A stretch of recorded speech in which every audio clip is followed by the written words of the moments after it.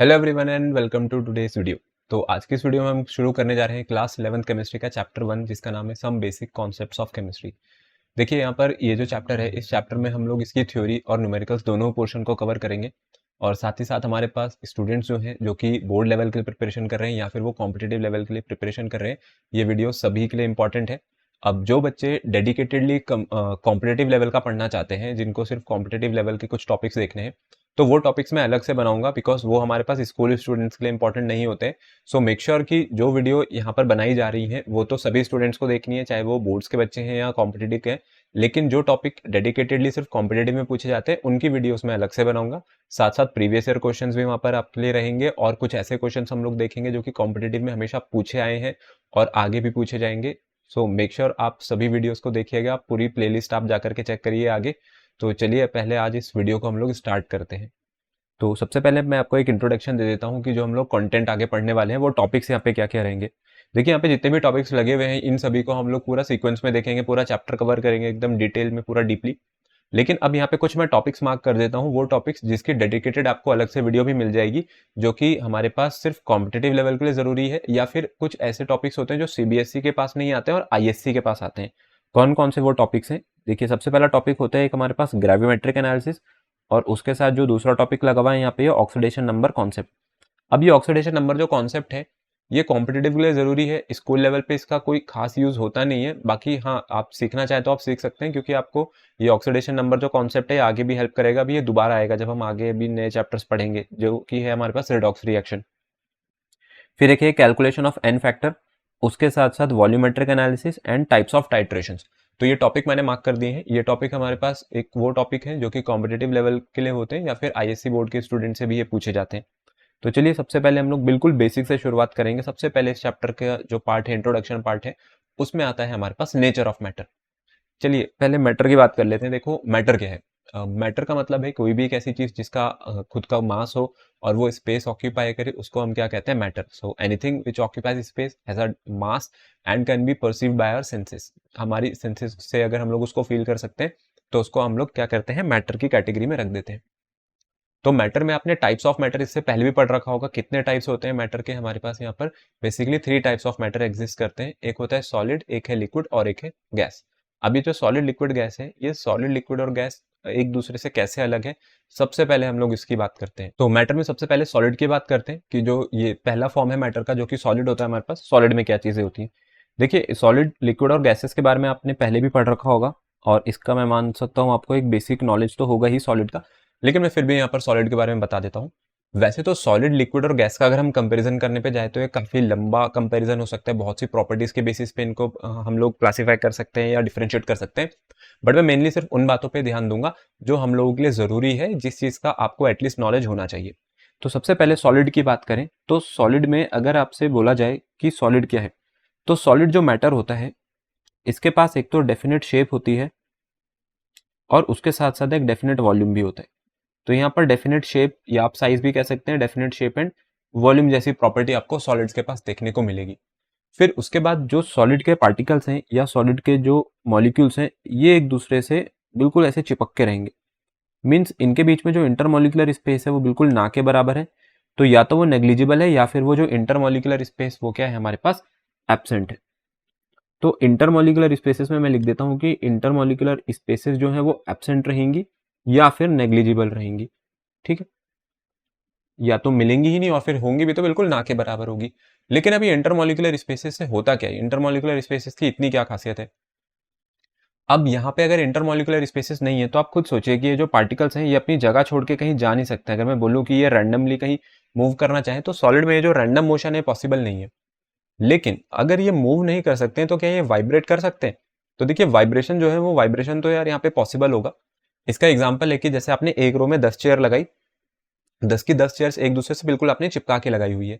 तो अब जो बच्चा है वो अपनी चेयर से उठ के कहीं जा नहीं सकता है, लेकिन अगर वो बच्चा एक को आगे पुश करता है तो वही पुश अगले को पड़ेगा और ऐसे करते करते वो जो पुश है आगे ट्रांसफर होता रहेगा।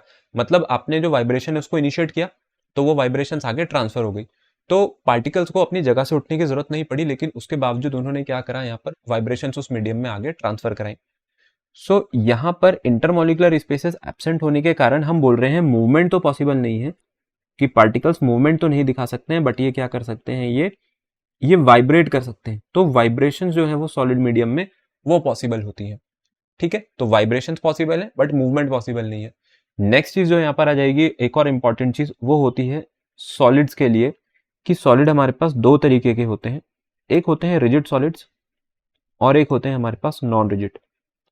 अब ये रिजिड और नॉन रिजिड में क्या है, देखो अगर मैं रिजिड सॉलिड का आपको एग्जांपल दूं तो रिजिड सॉलिड में क्या हो सकते हैं, रिजिड कोई भी रिजिड सॉलिड जैसे स्टोन एक एग्जांपल है रिजिड सॉलिड का, और नॉन रिजिड सॉलिड का एग्जांपल क्या हो सकता है हमारे पास, जैसे रबर। क्या डिफरेंस है दोनों में, स्टोन और रबर में?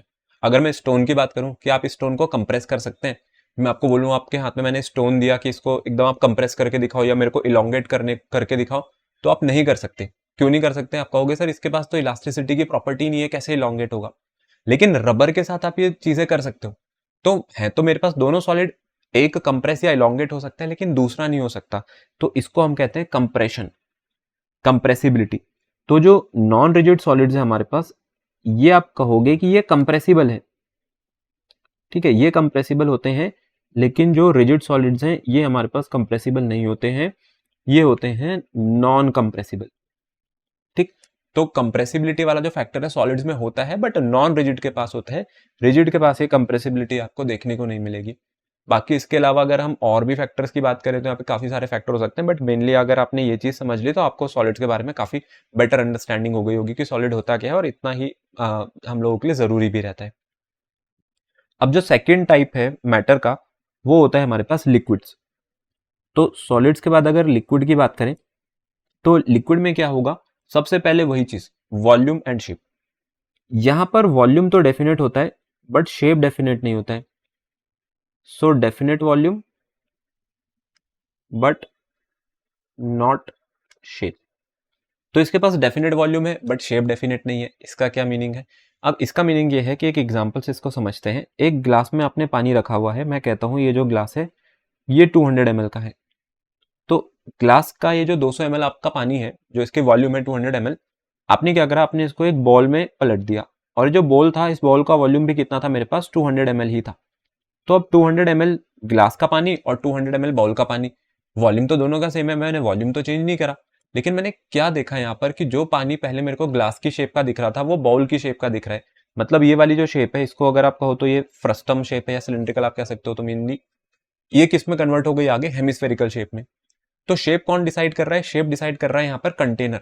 तो लिक्विड्स के पास अपनी खुद की कोई शेप नहीं है, ये वैसी ही शेप ले लेंगे जैसे कंटेनर में आप इसको रखेंगे, बट डेफिनेट वॉल्यूम होता है, मैं वॉल्यूम चेंज नहीं कर सकता हूँ। अगली चीज आएगी इंटरमोलिकुलर स्पेसेस। तो लिक्विड्स में जो इंटरमोलिकुलर स्पेस है वो सॉलिड के कंपैरिजन में थोड़ा ज्यादा है। तो यहां पर जो पार्टिकल्स हैं, ये पार्टिकल्स क्या कर सकते हैं, ये मूव भी कर सकते हैं, इनके पास यहाँ पर मूवमेंट की एबिलिटी होती है, क्योंकि इंटरमोलिकुलर जो स्पेस है वो सॉलिड से ज्यादा है, इसलिए यहाँ पर मूवमेंट पॉसिबल है। फिर वहां पे हमने लास्ट टाइम क्या पढ़ा था, कंप्रेसिबिलिटी। देखिए अगर हम लोग लिक्विड्स की बात करें तो लिक्विड्स भी जो है वो कंप्रेसिबल होते हैं, यहाँ पर भी कंप्रेसिबिलिटी वाली जो प्रॉपर्टी है वो लिक्विड्स शो करते हैं। तो अब जो कंप्रेसिबिलिटी है, कंप्रेसिबिलिटी अगर मैं सॉलिड से कंपेयर करूँ तो हाँ, सॉलिड से तो ज्यादा ही होगी, ऑब्वियसली बात है, क्योंकि सॉलिड में वैसे भी स्पेस बिल्कुल ना के बराबर है, इसलिए वो ज्यादा कंप्रेस नहीं किए जा सकते हैं। इसमें क्योंकि इंटरमोलिकुलर स्पेस थोड़ा है, सिग्निफिकेंट इंटरमोलिकुलर स्पेस रहता है यहाँ पे, तो इसलिए ठीक ठाक लेवल पे कंप्रेस किए जा सकते थे। अब आते हैं हम लोग इसके थर्ड फॉर्म पे, जिसका नाम है गैस। अब चलो गैसेस की बात कर लेते हैं और गैसेस को थोड़ा अच्छे से समझेंगे। अगर मैं गैसेस की बात करूं तो जो आपके पास थर्ड स्टेट ऑफ मैटर है विच इज गैस, तो गैस में क्या होता है, गैस के पास ना तो डेफिनेट शेप है और ना ही डेफिनेट वॉल्यूम है। So no definite shape and volume. तो अगर इसके पास डेफिनेट शेप नहीं है तो इसके पास डेफिनेट वॉल्यूम भी नहीं है। अब इसके पास डेफिनेट वॉल्यूम क्यों नहीं है, मतलब इसका क्या मीनिंग हुआ, इसको कैसे समझेंगे कि वॉल्यूम क्यों डेफिनेट नहीं है? आप ऐसा समझो कि अगर आपने परफ्यूम यूज करा, आपने किसी एक रूम में परफ्यूम यूज करा है अपने घर के, तो वो जो परफ्यूम की स्मेल है वो पूरे घर में फैल जाएगी। इसके पीछे क्या रीजन था? इसके पीछे रीजन ये होता है कि गैसेस के पास एक प्रॉपर्टी होती है डिफ्यूजन की, जो कि हायर कंसंट्रेशन से लोअर कंसंट्रेशन रीजन की तरफ वो पार्टिकल्स मूव करते हैं। लेकिन अब अगर मैं यहाँ पे बोलूं कि वो जो रूम था, वो रूम का साइज अगर आपने देखा हो तो रूम हमारे पास कितना होता है भाई, ज्यादा से ज्यादा 100 स्क्वायर फीट 150 स्क्वायर फीट का रूम होगा। लेकिन उसमें वो जो गैसियस पार्टिकल्स है, जो परफ्यूम पार्टिकल्स है, जब वो एयर में मिले तो उसने पूरे घर के वॉल्यूम को ऑक्यूपाई कर लिया, इतने बड़े रीजन को ऑक्यूपाई कर लिया। तो गैसेस को आप कंटेनर साइज जितना ज्यादा दे दोगे, वो उतना ज्यादा जो वॉल्यूम है वो ऑक्यूपाई करने लग जाते हैं। एग्जाम्पल के लिए आप एलपीजी समझो, हमारे घरों में जो सिलेंडर आता है, लिक्विफाइड पेट्रोलियम गैस जिसका नाम है, इसके अंदर मेनली हाइड्रोकार्बन्स होते हैं, ठीक है, मेनली ब्यूटेन इसके अंदर होती है हमारे पास, बट वो तो गैसेस फॉर्म में थी। अब उसको लिक्विड बना के भेज रहे हैं, क्यों? क्योंकि कंप्रेस किया गया है, हाई प्रेशर पे कंप्रेस करते हैं तो जो गैसेस हैं वो लिक्विड बन जाती हैं। इससे क्या हुआ, जो वॉल्यूम था वो वॉल्यूम मेरे पास सिर्फ एक सिलेंडर के अंदर आ गया, इतने से सिलेंडर में आ गया। नहीं तो वही गैस अगर भेजी जाएगी तो वो रूम के बराबर साइज ऑक्यूपाई कर लेगी, जिसको हम लोग कैरी नहीं कर सकते हैं। तो इसलिए उसको कंप्रेस करके लिक्विड बनाया। अब लिक्विड में वो जो वॉल्यूम है वो कम हो गया कंप्रेस करने पे, और कहाँ भेज दिया गया, मतलब जो साइज है वो कम हो गया कंटेनर पे, एक फिट आ गया सिलेंडर में, और फिर आपके घरों में भेज दिया गया। तो इसका मतलब जो गैसेस हैं, गैसेस का ना ही डेफिनेट शेप होता है, ना ही डेफिनेट वॉल्यूम होता है, और जो इनके बीच में स्पेस है पार्टिकल्स के बीच में, वो भी सबसे ज्यादा है। तो इंटरमोलिकुलर स्पेसेस कहीं पे सबसे ज्यादा है तो वो गैसेस के पास है, इसीलिए मैक्सिमम वॉल्यूम ऑक्यूपाई करने की हमेशा कोशिश करती है। अगर कंप्रेसिबिलिटी की बात करें तो ये जो कंप्रेसिबिलिटी है इनकी, इसकी कंप्रेसिबिलिटी मैक्सिमम होती है। गैसेस को आप हाईली कंप्रेस कर सकते हो। सबसे ज्यादा अगर हम लोग कंप्रेशन की बात करें तो वो गैसेस दिखाएंगे, और गैसेस को कंप्रेस करने पर ये क्या हो जाती है, ये लिक्विफाई हो जाती है, और लिक्विफाई होकर किस में कन्वर्ट हो जाती है, आगे लिक्विड स्टेट में कन्वर्ट हो जाती है। तो ये तो था हमारे पास एक quick comparison between solid, liquid and gas. तो आई होप आपको ये तीनों कंपैरिजन है, तीनों डिफरेंसेस अच्छे से समझ आए होंगे। अब हम लोग मूव करते हैं हमारे नेक्स्ट पार्ट पे, जो कि है क्लासिफिकेशन ऑफ मैटर। अब देखो, मैं टाइप्स ऑफ मैटर नहीं बोल रहा हूँ यहाँ पे, मैं मैटर को अब क्लासिफाई करने जा रहा हूँ on the basis of pure substance and mixtures. देखिए, प्योर सब्सटेंसेस और मिक्सचर के बेसिस पे जो क्लासिफिकेशन किया जाता है, ये क्यों कर रहे हैं? अगर मैं मैटर की बात करूँ, चाहे वो सॉलिड हो, लिक्विड हो या गैस हो, आप अपने आसपास जितनी भी चीजें आप देखते हैं, आप एक बार उनको ऑब्जर्व कीजिए। वहां पर कैसे ऐसे वहां पर ऐसे कितने सब्सटेंसेस है जो कि प्योर है? प्योर का मतलब है कि वो सिर्फ और सिर्फ एक ही तरीके के पार्टिकल से मिलकर के बने हुए होने चाहिए। वो पार्टिकल एटम्स या मॉलिक्यूल्स कुछ भी हो सकते हैं। तो आप कहोगे कि मुझे शायद एक भी नहीं मिलेगा या ना के बराबर। अगर मैं आपको एयर का ही एग्जांपल दूं, तो अगर आप एयर को देखोगे तो एयर के अंदर ऑक्सीजन है, वहाँ पे नाइट्रोजन है, वहाँ पे CO2 है, वहाँ पे हीलियम है, आर्गन है, हाइड्रोजन, वहाँ पे गैस है। तो इतनी सारी गैसेस एयर के अंदर प्रेजेंट है, ठीक है। तो ये एयर क्या हो गई मेरे पास? एयर भी मेरे पास प्योर नहीं होती, एयर आपके पास एक मिक्सचर है। अगर आप मार्केट से जाकर के कोई गोल्ड का कॉइन लेकर के आते हो, तो वो गोल्ड के कॉइन पर उसकी प्योरिटी लिखी हुई होती है। अब वो प्योरिटी क्यों लिखी हुई है? क्योंकि वो प्योरिटी आपको बता रही है कि ये जो गोल्ड है ये किस स्टैंडर्ड प्योरिटी के साथ आ रहा है। कि क्या इस गोल्ड कॉइन के अंदर अगर मैं गोल्ड कॉइन को तोड़ूं तो मुझे सारे एटम्स क्या गोल्ड के ही मिलेंगे, कि कोई भी एक एटम मुझे कॉपर का तो नहीं मिल जाएगा? क्योंकि अगर गलती से भी उस गोल्ड कॉइन के अंदर एक भी आपको कॉपर का एटम मिल गया तो अब वो प्योर नहीं रहा, वो प्योर सब्सटेंस नहीं रहा, अब वो क्या हो गया, मेरे पास एक मिक्सचर हो गया। तो प्योर सब्सटेंसेस में आते हैं हमारे पास प्योर एलिमेंट्स, ठीक है। एलिमेंट्स कौन से होते हैं? वही एलिमेंट्स जो कि पीरियोडिक टेबल में प्लेस किए गए हैं, means hydrogen, helium, lithium, beryllium, boron, carbon, ये सब क्या है, हमारे पास एलिमेंट्स हैं। और प्योर सब्सटेंसेस में हमारे पास एलिमेंट्स के साथ साथ आते हैं कंपाउंड्स। कंपाउंड्स जैसे carbon dioxide, water, hydrogen sulphide. Elements का जब कॉम्बिनेशन होता है, एलिमेंट्स कंबाइन करके क्या बना देते थे, आगे कंपाउंड्स बना देते थे। तो चलो पहले इसको अच्छे से समझते हैं। प्योर सब्सटेंसेस में एलिमेंट्स हम लोगों को पढ़ना है और कंपाउंड्स पढ़ना है। और मिक्सचर हमारे पास दो तरीके के होते हैं, एक होते हैं होमोजेनियस मिक्सचर्स और एक होते हैं हेट्रोजेनियस मिक्सचर्स। तो चलो सबसे पहले स्टार्ट करेंगे इसमें प्योर सब्सटेंसेस से। तो ये जो प्योर सब्सटेंसेस हैं, प्योर सब्सटेंसेस के लिए जैसे मैंने आपको बोला कि प्योर सब्सटेंसेस सिर्फ एक ही तरीके के पार्टिकल से मिलकर के बने हुए होंगे। They are made up of only one kind of particles, whether they are atoms और मॉलिक्यूल्स। अगर मैं प्योर सब्सटेंसेस की बात करूं तो क्या मैं प्योर सब्सटेंसेस को फिजिकली सेपरेट कर सकता हूं? तो मैं प्योर सब्सटेंसेस को फिजिकली सेपरेट नहीं कर सकता हूं। फिजिकली सेपरेट करने का मतलब है कि जैसे आपने, हो सकता है कि अपने आंखों से ही अंदाजा लगा लिया कि हाँ, ये मेरे पास गोल्ड है और ये कॉपर के आइटम रखे हुए, मैं एक एक अलग कर लूं, मैं नहीं कर सकता हूँ, ठीक है। ये मेरे बस की बात नहीं है। तो जो प्योर सब्सटेंसेस होते हैं, उसके जो कंपोनेंट्स होते हैं, उसको मैं फिजिकल मेथड से यहाँ पर अलग नहीं कर सकता हूँ। और अगर आप यहाँ पर मिक्सचर्स की बात करो तो मिक्सचर्स में भी कुछ मिक्सचर्स ऐसे होते हैं जिनको हम फिजिकली सेपरेट कर सकते हैं, बट किसी को हम कुछ ऐसे भी होंगे जिनको हम फिजिकली सेपरेट नहीं कर पा रहे होंगे। तो इनको हमें क्या करना पड़ता है, इनको हमें केमिकली ही सेपरेट करना पड़ता है। कार्बन डाइऑक्साइड अगर मैं बोलूँ, कार्बन डाइऑक्साइड क्योंकि एक कंपाउंड है तो वो एक प्योर सब्सटेंस हो गया। लेकिन क्या मैं कार्बन डाइऑक्साइड का कार्बन फिजिकली अलग कर सकूं और ऑक्सीजन अलग कर सकूं, मीन्स अपने हाथों का यूज करके या फिजिकल मेथड्स का यूज करके अलग कर सकता हूं? तो मैं नहीं यूज कर सकता हूं, मेरे को उसको लेबोरेटरी में ले जाना पड़ेगा, वहां पर उसको हम अलग कर सकते हैं with with the help of chemical means. तो प्योर सब्सटेंसेस में सबसे पहले आएंगे एलिमेंट्स। एलिमेंट्स हमारे पास प्योर सब्सटेंसेस हैं। और दूसरे क्या है हमारे पास सब्सटेंसेस जो प्योर है, उनको हम मानते हैं कंपाउंड्स। चलो एलिमेंट्स में तो हमने बोला कि ठीक है, ये हाइड्रोजन, हीलियम, लिथियम, जितने भी एलिमेंट्स हैं ये सारे आपके पास प्योर सब्सटेंसेस हैं।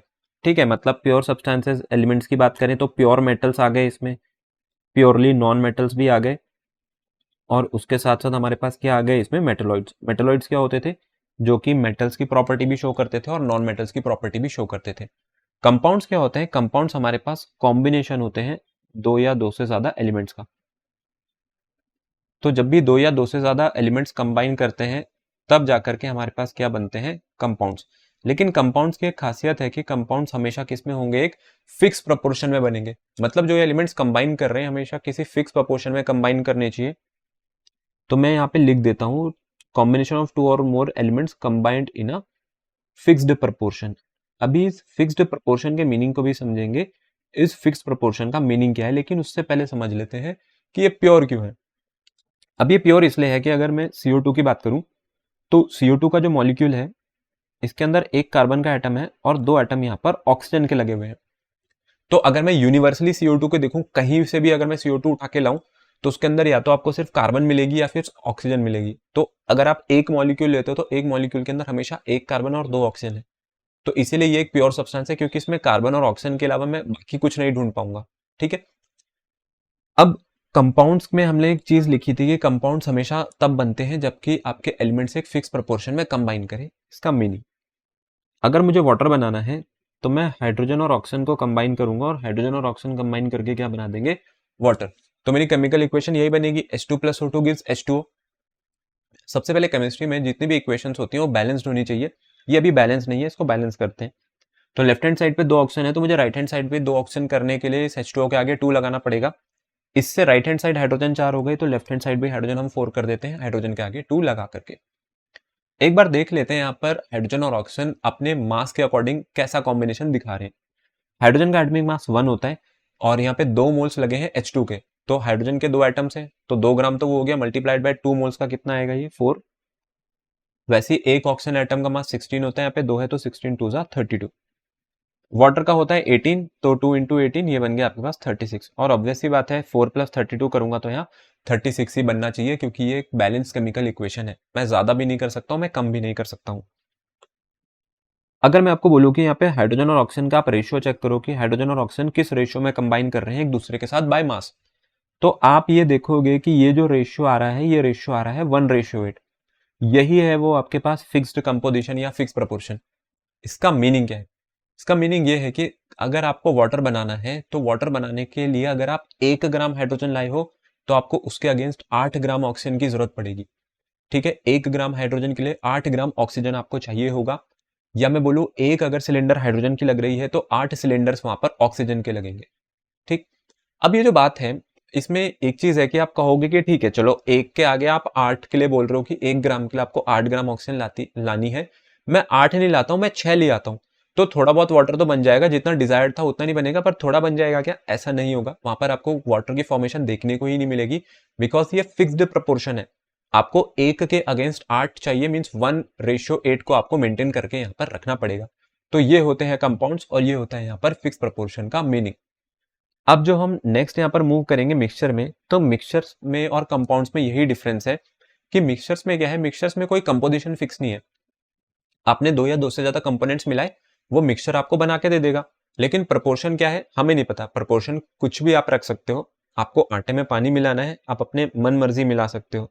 ठीक है, आपको यहाँ पर खाने में नमक मिलाना है, आप अपने मन मर्जी मिला सकते हो जितनी आपकी इच्छा हो। ठीक, तो अब मैं ऐसा तो नहीं बोल रहा हूँ कि अगर आपको रोटी बनाने के लिए वो आटा तैयार करना था तो उसमें 1 किलो आटे के अंदर 200 ml ही पानी डालना है तभी बनेगी रोटी, नहीं। आपकी मर्जी है, आप ऊपर नीचे हर कोई इसे अपने हिसाब से एडजस्ट करता है। पानी में नमक आपको मिलाना है, आप कम ज्यादा करोगे तो भी वो सॉल्ट वाटर बना देगा, सॉल्ट सोल्यूशन बना देगा। शुगर में अगर मैं शुगर को डिजोल्व करूँ वाटर में तो वो शुगर सोल्यूशन बना देगी। तो मीन्स ये जो मिक्सचर्स हैं यहाँ पर प्रपोर्शन डिफाइंड नहीं है, यहाँ पर क्वांटिटी डिफाइंड नहीं है, आप किसी भी अमाउंट में इसको मिला सकते हो। सबसे अच्छा example air, air is a mixture. ठीक है, अब आप कहोगे कि वहां तो परसेंटेज फिक्स है, किसकी परसेंटेज फिक्स है, उसकी नाइट्रोजन की और ऑक्सीजन की। तो वो मेरे पास जो एक कंपोजिशन है वो हम लोगों ने एक स्टैंडर्ड कंपोजिशन ली है। अब जरूरी नहीं है कि वो हर जगह यूनिवर्सली या लाइफ टाइम एक जैसी रहे, थोड़ी बहुत चीजें वहां पर हमेशा ऊपर नीचे होंगी, बट वो रहेंगे कहाँ, वो रहेंगे एयर में ही, और एयर हमेशा उनसे मिलकर के ही बनेगी, नाइट्रोजन, ऑक्सीजन, CO2 से। अब यहाँ पे जो मिक्सचर्स है, मिक्सचर्स की अगर मैं बात करूं तो मिक्सचर आपके पास दो तरीके के हो सकते हैं। ये होमोजीनस भी हो सकता है और ये आपके पास हेट्रोजीनस भी हो सकता है। तो ये होमोजीनस मिक्सचर्स क्या होते हैं? देखिए, होमोजेनियस मिक्सचर्स में जो कंपोजिशन है वो क्या रहेगी, आपके पास यूनिफॉर्म रहेगी through out the mixture. Uniform का मतलब है एक जैसी। आपने पानी में अगर नमक घोला है, आपने उसे अगर अच्छे से घोल दिया, तो पहली बात तो जब मैं उस सॉल्ट सोल्यूशन को देखूं तो मैं बता ना पाऊं कि ये सोल्यूशन में क्या पड़ा हुआ है, पानी में यहाँ पे नमक पड़ा हुआ है। ठीक है, मेरी आंखों को पता ही नहीं चलेगा कि इसमें कुछ नमक घुला हुआ है, जब तक कि मैं उसको टेस्ट नहीं करूंगा। तो हम लोग कैसे आइडेंटिफाई करेंगे? टेस्ट करके। चलो, अब अगर आपने टेस्ट करके देखा तो मैं कहता हूं ये मेरे पास सॉल्ट सोल्यूशन था और इस सॉल्ट सोल्यूशन को आप टेस्ट करने जा रहे हो। तो कोई ऐसा होगा जो इस वाले स्पॉट से टेस्ट करेगा, नंबर 1 वाले स्पॉट से, कोई इसको टेस्ट करेगा नंबर 2 स्पॉट से, और कोई इसको टेस्ट करेगा नंबर 3 स्पॉट से। तो क्या तीनों को टेस्ट अलग अलग आएगा? क्या ऐसा होगा क्या? तो ऐसा नहीं होगा, तीनों को टेस्ट ये सेम ही करेगा। अब ये तीनों को टेस्ट सेम क्यों करेगा? क्योंकि यहाँ पे जो सॉल्ट के पार्टिकल्स थे वो बिल्कुल अच्छे से डिजोल्व हो गए हैं वाटर में, वो यूनिफॉर्मली डिस्ट्रीब्यूट हो गए हैं, तो इसीलिए इसकी जो कंपोजिशन है वो यूनिफॉर्म है थ्रू आउट द सॉल्यूशन या थ्रू आउट द मिक्सचर। ठीक है, तो इसलिए मैं ऐसा नहीं बोलूंगा कि जो नीचे से टेस्ट करेगा इसको तो सॉल्ट बहुत ज्यादा लगेगा और जो ऊपर से टेस्ट करेगा इसको सॉल्ट बहुत कम लगेगा, ऐसा नहीं है। इसी मिक्सचर को हम लोग कहते हैं होमोजेनस मिक्सचर। और क्या क्या अच्छे एग्जांपल्स हैं हमारे पास होमोजेनस मिक्सचर्स के? इसमें होते हैं हमारे पास अलॉयज। ठीक है, अब अलॉयज क्या होते थे? अलॉयज आपके पास दो या दो से ज्यादा मेटल और नॉन मेटल के होमोजेनस मिक्सचर हुआ करते थे, जिसके एग्जांपल होते हैं ब्रॉन्ज। ठीक है, ब्रॉन्ज आपके पास हो गया, आपके पास ब्रास हो गया, ये भी एक अलॉय है। तो जो अलॉयज है, अलॉयज के अंदर आपको पता है वहां पे मेटल और नॉन मेटल पड़े हुए हैं, जैसे कॉपर, जिंक और आयरन पड़े हुए हैं। अगर मैं आपके हाथ में ब्रास और ब्रॉन्ज दूंगा, तो ब्रास और ब्रॉन्ज को आप देख के थोड़ी बता पाओगे कि इसमें कॉपर कहाँ है, जिंक कहाँ है, आयरन कहाँ है। आपको नहीं पता चलेगा कि इसके अंदर क्या मटेरियल मिला हुआ है, क्या एलिमेंट्स मिले हुए हैं। तो मीन्स मेरे को मॉलिक्यूलर लेवल पे अगर जाना है तो मेरे को मॉलिक्यूलर लेवल पर जाकर के ही मैं चेक करके बता पाऊंगा कि इसकी कंपोजिशन मैंने क्या रखी थी। तो ये होते हैं हमारे पास होमोजीनियस मिक्सचर। अब इसी का ठीक रिवर्स आ जाएगा, जो कि है इसका सेकंड पार्ट, वो है हमारे पास हेट्रोजीनस मिक्सचर। ये हेट्रोजीनस क्या होते हैं? देखिए, जो हेट्रोजीनस मिक्सचर्स हैं, हेट्रोजीनस मिक्सचर को मैं आंखों से देख करके बता दूंगा कि हाँ, आपने कोई दो या दो से ज्यादा चीजें यहाँ पे कंबाइन करी हुई है। क्योंकि इसमें क्या होता है, जो आप सॉल्यूट डालोगे या मीन्स जो एक कंपोनेंट होगा वो दूसरे कंपोनेंट के साथ इतने अच्छे से मिक्स नहीं होगा, वो अलग से ही पड़ा होगा और मेरे को दिख जाएगा। Example, oil and water.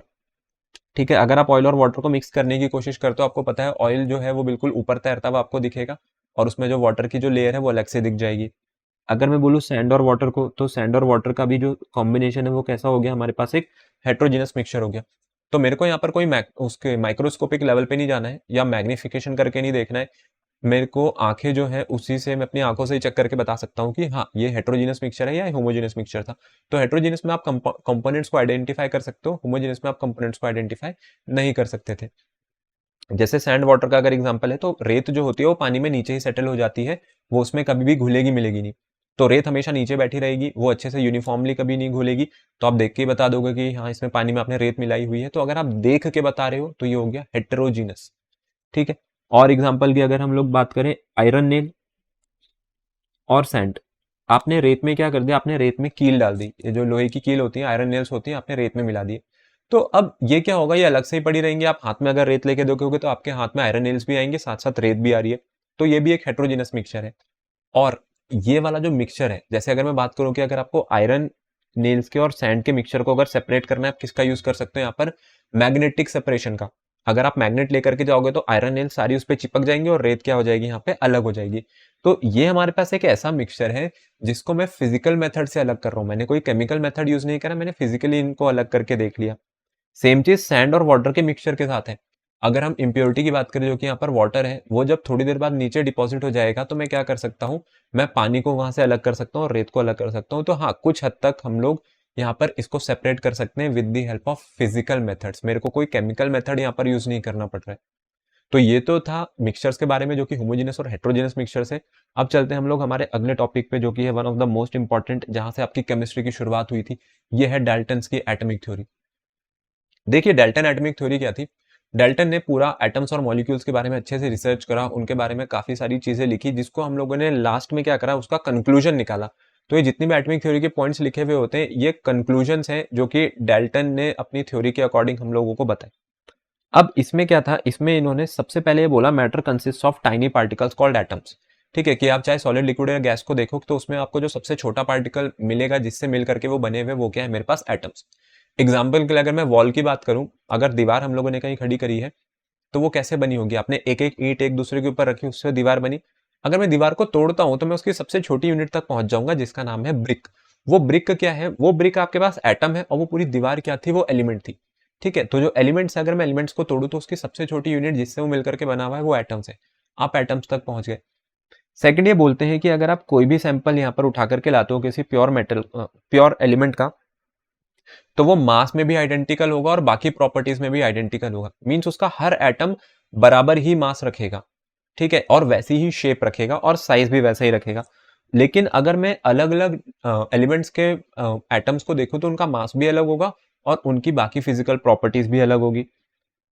अब जब एटम्स कंबाइन करते हैं यहाँ पर कंपाउंड्स बनाने के लिए, तो वहां पे क्या होता है, वो हमेशा एक फिक्स्ड न्यूमेरिकल रेशियो में रहते हैं एक दूसरे के। मींस हाइड्रोजन का रेशियो ऑक्सीजन के साथ कंबाइन करने का जैसे वाटर बनाने के लिए 1:8 था, वैसे कार्बन का भी रेशियो हो गया ऑक्सीजन के साथ। तो इन्होंने बोला कि ये रेशियो ना फिक्स होता है, जब भी आपको कोई कंपाउंड चाहिए तो उसके अंदर कॉन्स्टिट्यूटिंग जो एलिमेंट्स हैं वो एक दूसरे के साथ एक फिक्स रेशियो फिक्स प्रपोर्शन में ही कंबाइन करते हैं। इसको अभी हम आगे समझेंगे, इसके ऊपर पूरा एक लॉ है। फिर फोर्थ यहां पर एक पॉइंट लिखा है जो कि मोस्ट इंपॉर्टेंट है, एटम्स आर इनडिस्ट्रक्टिबल, कि एटम्स को तोड़ा नहीं जा सकता है। ठीक है, अब ये बात है कि अब आज की डेट में हमें पता है कि एटम्स को अगर तोड़ेंगे तो उसके अंदर हमें क्या मिलेगा, उसके अंदर हम लोगों को देखने को मिलेगा इलेक्ट्रॉन, प्रोटॉन और न्यूट्रॉन। ठीक है, लेकिन ये डाल्टन ने 19th सेंचुरी, अगर आप यहाँ पे देखें 1766 से 1844 के बीच में ये एग्जिस्ट करते थे, तो ये तब की थ्योरी है। तो तब एटम्स को हम लोग इनडिस्ट्रक्टिबल मानते थे, मतलब तब इलेक्ट्रॉन, प्रोटॉन, न्यूट्रॉन के बारे में किसी को पता भी नहीं था, क्योंकि ये थ्योरीज स्टार्ट हुई थी 1879 से। उसके बाद से एक्सपेरिमेंट हुए, तब जाकर के आपको इन कंपोनेंट्स के बारे में पता चला था, मीन सब एटॉमिक पार्टिकल्स के बारे में पता चला था। इसीलिए इन्होंने लिखा है कि दीज आर इनडिस्ट्रक्टिबल। तो इनका ये कहना था कि केमिकल जो रिएक्शंस होती हैं, केमिकल रिएक्शन में सिर्फ और सिर्फ एक रीअरेंजमेंट ऑफ एटम्स होता है, बट ऐसा कुछ नहीं होगा कि आप सोचो कि कोई एक एटम टूट रहा है और एक एटम टूट के दो नए एटम बन रहे हैं, ऐसा कुछ नहीं है। ठीक है, रीअरेंजमेंट है, सिर्फ एक के एटम दूसरे की जगह जाकर के लेंगे या अपना खुद का जो अरेंजमेंट है उसको चेंज करेंगे, बट कोई नए एटम्स हम लोगों को बनते हुए नहीं दिखेंगे। तो ये तो थे हमारे पास कुछ मेन पोस्टुलेट्स डाल्टन की एटॉमिक थ्योरी के। अब आ जाते हैं हम लोग हमारे इंट्रोडक्शन वाले पार्ट के बिल्कुल लास्ट टॉपिक पे, जो कि है फिजिकल एंड केमिकल प्रॉपर्टीज। तो देखिए फिजिकल एंड केमिकल प्रॉपर्टीज क्या होंगी। केमिस्ट्री में बहुत सारी ऐसी टर्म्स हम लोग पढ़ेंगे जो कि किसी भी सब्सटेंस की फिजिकल प्रॉपर्टी या केमिकल प्रॉपर्टी के सब्जेक्टेड होगी या उससे रिलेट करेगी।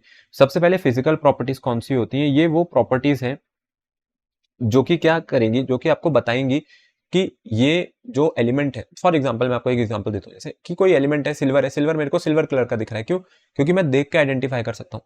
ठीक है, तो वो मेरे को उसके बिल्ट इन के बारे में बता रहे हैं, मेरे को उसने कौन सा कैरेक्टरिस्टिक दिया कि हाँ ये इस कलर का है। तो कलर मेरे पास कैसी है, एक फिजिकल प्रॉपर्टी है, मैं देख के बता सकता हूँ। ठीक है, लेकिन अगर अब मैं आपको बोलूं कि मेरे को क्या चेक करना है, मेरे को यहाँ पर ये बताना है कि जब सिल्वर यहाँ पर जाकर के रिएक्शन करेगा HCl के साथ, तो वो जो सॉल्यूशन बनेगा वो किस कलर का होगा। ठीक है, तो ये चीज मैं नहीं बता सकता हूँ, बिकॉज वहां पर क्या, आगे मैंने एक टर्म का नाम लिया रिएक्शन। ठीक, तो रिएक्शन में क्या होता है, जो ये आपके रिएक्शन है इसको हम बोलते हैं केमिकल रिएक्शन है, तो वो हो गई एक केमिकल प्रॉपर्टी।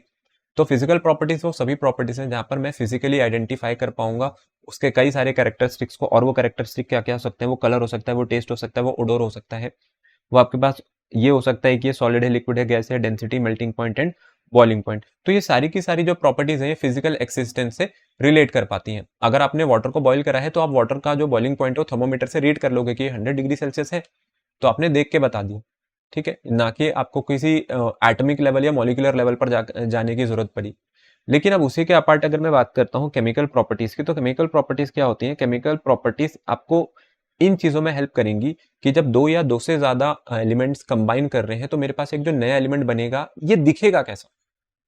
कि अगर वाटर की मैं बात करूं, H2 है और O2 है, तो हाइड्रोजन भी गैस है, ऑक्सीजन भी गैस है, लेकिन वहां से आपको क्या मिला, वहां से आपको वाटर मिला। हाँ, वो वाटर वेपर मिलती है, वो गैसेस फॉर्म में होती है, लेकिन उसको फिर लिक्विफाई किया होता है।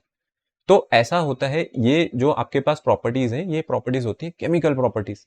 ठीक है, मींस मेरे को एटॉमिक लेवल या मॉलिक्यूलर लेवल पर जाकर के चेक करना पड़ेगा, या मींस लैब में जाकर के रिएक्शन करके देखनी पड़ेगी, तब जाकर के मैं चीजों को बता पाऊंगा। तो इसके लिए हम लोग क्या करते हैं, यहाँ पे लिखा हुआ भी है कि describes the ability of a substance to form new substances either by reaction with other substances और बाय डिकम्पोजिशन। तो मैंने ये तो बता दिया कि दो मिलकर के एक तीसरी नई चीज बना देंगे, लेकिन डिकम्पोजिशन क्या होता है? डिकम्पोजिशन का मतलब है आपके पास ऑलरेडी एक यूनिट थी और उस एक यूनिट ने खुद को दो या दो से ज्यादा यूनिट में तोड़ लिया। जैसे अगर मैं कैल्शियम कार्बोनेट की बात करूं, आपको पता होगा अगर मैं कैल्शियम कार्बोनेट को हीट करता हूं, सो कैल्शियम कार्बोनेट को हीट करने पे हमें क्या मिलेगा? कैल्शियम ऑक्साइड मिलता है और CO2 मिलती है। तो अब ये जो चीज है कि कैल्शियम कार्बोनेट हीट करने पे क्या बनाएगा, ये किसी को कैसे पता चला होगा? क्या उन्होंने देख के बता दिया होगा कि अगर मैं कैल्शियम कार्बोनेट हीट करूं तो कैल्शियम ऑक्साइड और CO2 बनना चाहिए? क्या ये थ्योरी है? नहीं, ये थ्योरी नहीं होती है। ये आपके पास कैसी प्रॉपर्टीज है? ये एक्सपेरिमेंटल है, इसकी ऑब्जर्वेशन आपको करनी पड़ेगी। आपको एक्चुअली CaCO3 को हीट करना पड़ा, तब उसमें आपने देखा कि एक कंपाउंड बन रहा है, अच्छा, एक कैल्शियम ऑक्साइड और एक गैस रिलीज हो रही थी, जिसके लिए आप टेस्ट करके देख सकते हो, लाइम वाटर टेस्ट किए, CO2 थी। तो ये कैसी प्रॉपर्टी है? ये है मेरे पास केमिकल प्रॉपर्टी। ठीक है, तो केमिकल प्रॉपर्टी में क्या होता है कि जहां भी दो या दो से ज्यादा सब्सटेंसेस या तो बन रहे होंगे या उन्होंने मिलकर के एक नया सब्सटेंस बना दिया होगा। तो चलिए इसी के साथ आज की जो हमारी वीडियो है इसको हम यहाँ पर एंड करते हैं। तो आई होप आज मैंने जितने भी टॉपिक्स आपको समझाए होंगे इंट्रोडक्शन पार्ट के, वो आपको अच्छे से समझ आए होंगे। इंट्रोडक्शन समझना किसी भी चैप्टर का बहुत जरूरी होता है। अब इसके बाद जो टॉपिक्स हैं वो है आपके पास बिल्कुल प्योर क्लास 11th, या वो टॉपिक्स होंगे जहां पर स्टार्टिंग में भी मैथ्स भी आएगी। सो मेक श्योर आप आने वाली सभी वीडियोस को देखें। मैं न्यूमेरिकल्स भी आपको कराऊंगा सेपरेटली, उसके लिए आपको वीडियो मिल जाएगी, प्लस कॉम्पिटिटिव लेवल के टॉपिक्स भी आपको देखने को मिलेंगे। तो चलिए आज की इस वीडियो को यहीं पर एंड करते हैं, जल्दी मिलेंगे हमारी एक नेक्स्ट वीडियो में।